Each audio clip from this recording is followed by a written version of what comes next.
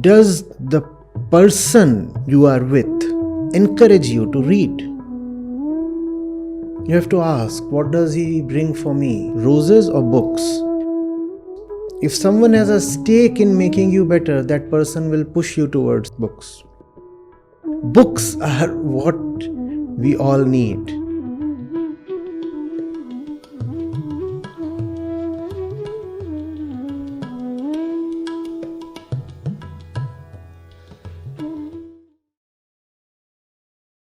A very good evening to one and all present here. I, Isha Ingle, take great pleasure in welcoming you all to Sarwar, an interaction with Acharya Prashant. Thank you so much, sir, for sparing your valuable time and gracing us with your presence. I extend a warm welcome to all the dignitaries present on and off the dais, professors and fellow ICTians. We mark every beginning with the lighting of the lamp so that we can spread the light and in it guide others too. We uphold this tradition here too. I would like to request Acharya Prashant ji, Honorable Registrar Professor R.R. Deshmukh, ESL Convener Professor Amit Pratap, and the Dean of Research and Innovation, Padmaja Devarajan ma'am, to come onto the stage and light the lamp as a tribute to Ma Saraswati, the goddess of knowledge.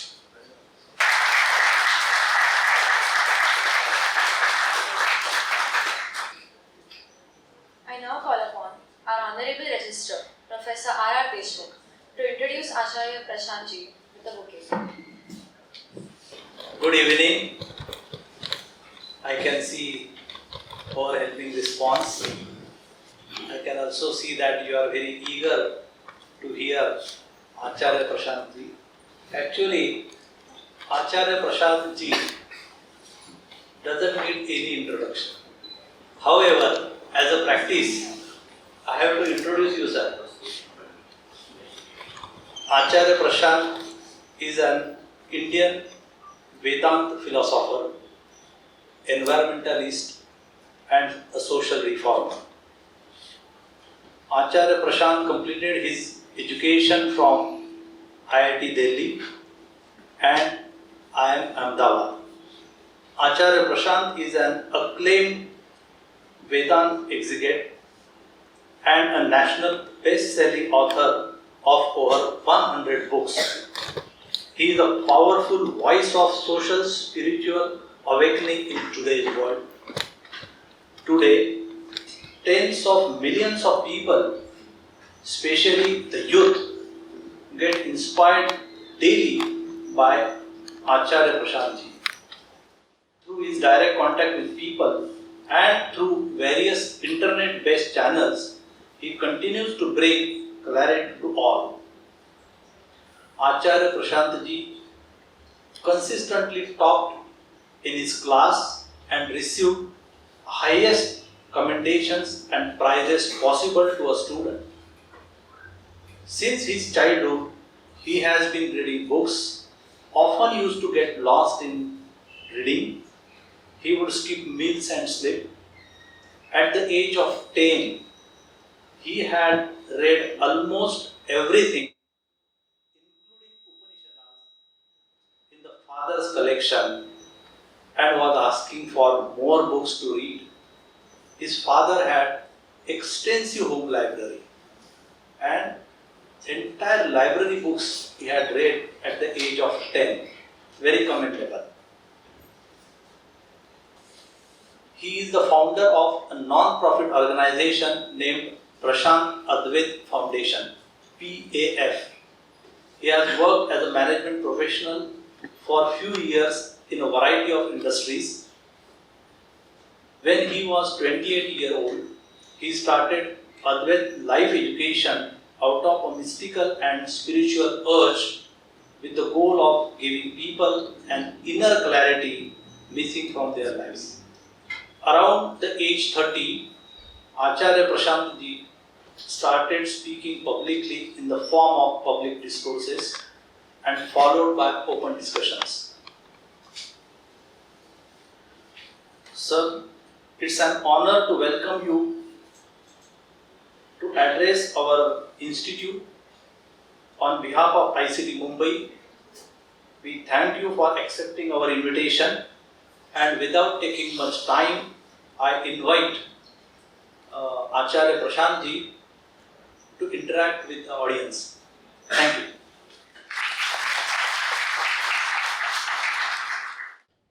Pranam Acharya ji. My name is Devranjan. I am third year BTech student, and as we all know, India recently celebrated its 75 years of independence. And as a citizen, I see developed countries of US, UK, and those of in Europe, which are better developed and better have a better income. This was driven through materialistic ways. How India, as a developing country, can use spirituality to become a developed country. You see, that which you are calling as the materialistic approach, please sit, is nothing wrong actually. It's just that it might not be complete. But there is a difference, a big difference between something being wrong and something being incomplete. Right?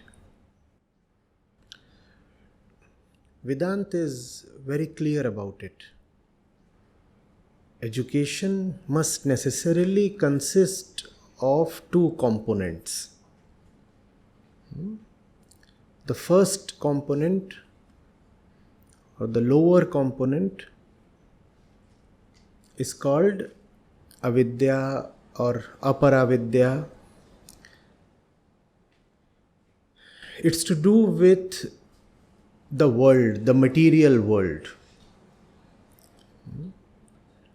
The thinkers, the seers said very clearly, if you do not know the material world, you will be condemned to fall in a deep place, deep and dark place. It is extremely important that you understand what this world that you experience through your senses is all about.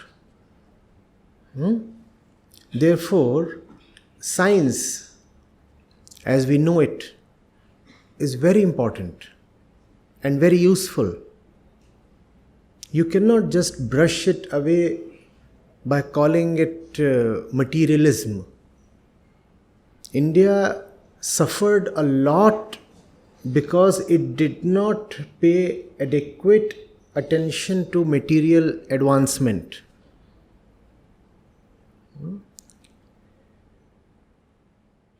And the sages say both things. On one hand, they say if you ignore material education, you will suffer. And then they say if you ignore inner education, again you will suffer. But out of these two, and this is coming from a spiritual book, therefore it becomes all the more significant.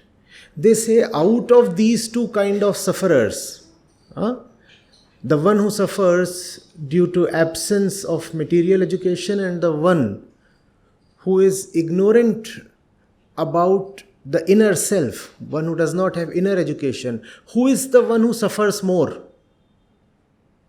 Guess what do the Upanishads say? They say the one who does not have material education, he suffers more.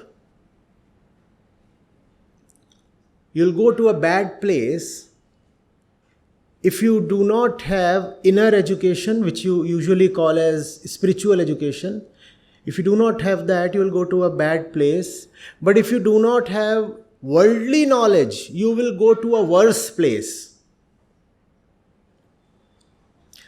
And then the Upanishads say, if you have both, then you will never be afraid, you will never be conquered.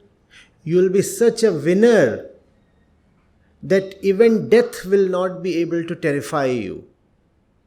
You must have both. there is a lot that we need to learn from the West. Right?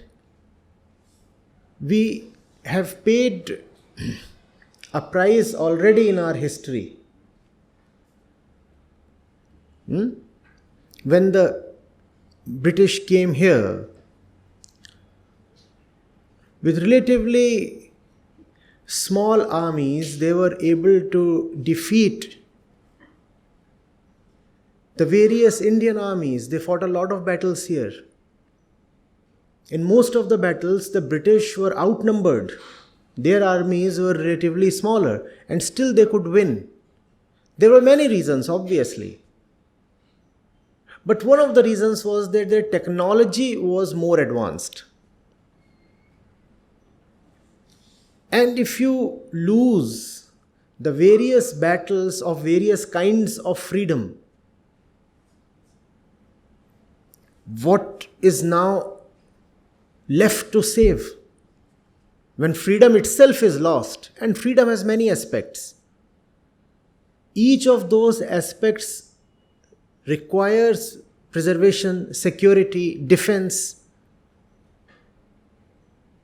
A lot of that requires you to be materially strong. At the same time, we very well know that the West itself is suffering due to lack of inner knowledge, spiritual education.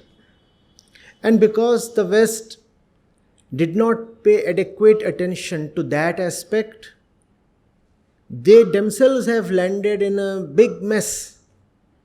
You look at the climate crisis today, 90% of the crisis is attributable to the developed Western first world.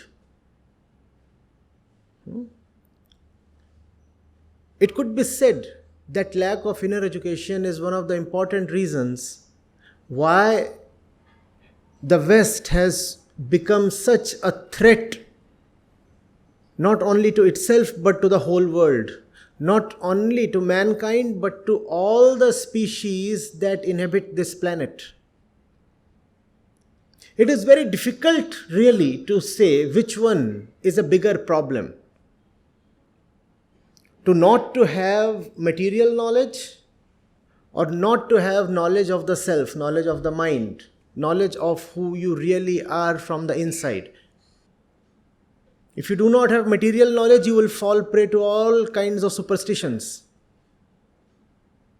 If you do not have inner knowledge, you will start considering yourself as the only thing that exists and matters, and that your body and everything that arises from the body, like thoughts and emotions, will be your masters then. It will be another kind of slavery. Do you see what happens? When you do not have knowledge of the world, then somebody from the world will arise and enslave you. And if you do not have knowledge of yourself, then your own evil tendencies will enslave you. In either case, you will be condemned to be a slave. Who wants to be a slave? Nobody. And which slavery is worst? To be enslaved by somebody outside of you, or to be your own slave? Both the slaveries are equally bad. Depending on the context, one could say one is worse than the other.